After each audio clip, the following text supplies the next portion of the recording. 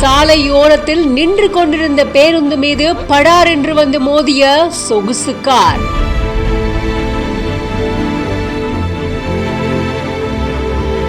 சொகுசு கார் மோதியதில் அநியாயமாக பறிபோன 5 உயிர்கள்.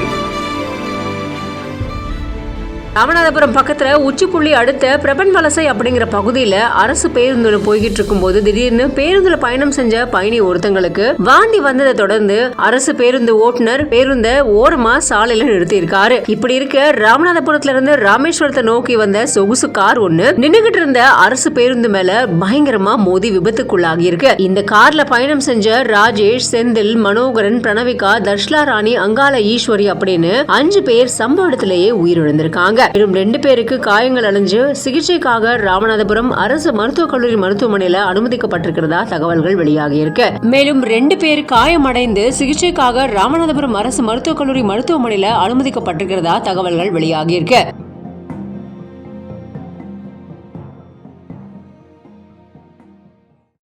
வேலைக்கு போன மகள் துணிக்கடைக்குள் சிக்கிக் கொண்டாள் என நினைத்து பூட்டிய கடைக்கு வெளியே விடிய விடிய காத்திருந்து பரிதவித்த பெற்றோர்.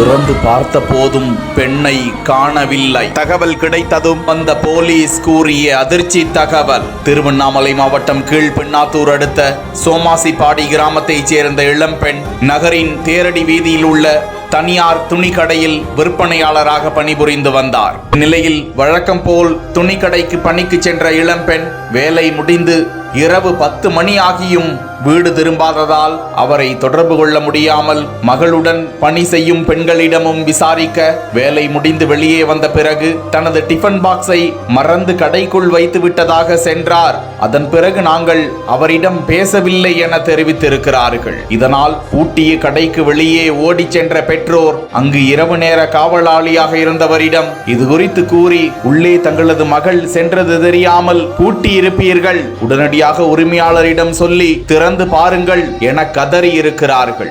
ஆனாலும் இரவு சோதித்து விட்டுதான் கடையை பூட்டினோம், உள்ளே உங்களது மகள் இல்லை என கூறி திறக்கவில்லை என்று கூறப்படுகிறது. காலை வரை கண்ணீரோடு பெற்றோர் அங்கு காத்திருப்பது குறித்து அறிந்த நகர காவல்துறையினர் சம்பவ இடத்திற்கு வந்து கடை உரிமையாளருக்கு தகவல் தெரிவிக்க 8:30 மணிக்கு வந்த மேலாளர் கடையை திறக்க உள்ளே அனைத்து தளங்களிலும் தேடி பார்த்தும் அந்த இளம்பெண்ணை காணவில்லையா. இதனைத் தொடர்ந்து சிசிடிவி காட்சியை ஆய்வு செய்த போது இரவு வழக்கம் போல் பணி முடிந்து அந்த பெண் வெளியே சென்றது பதிவாகி இருந்திருக்கிறது. அதன் பிறகு அவர் மீண்டும் கடைக்குள் வரவில்லை என்பதும் தெரிவித்தார்.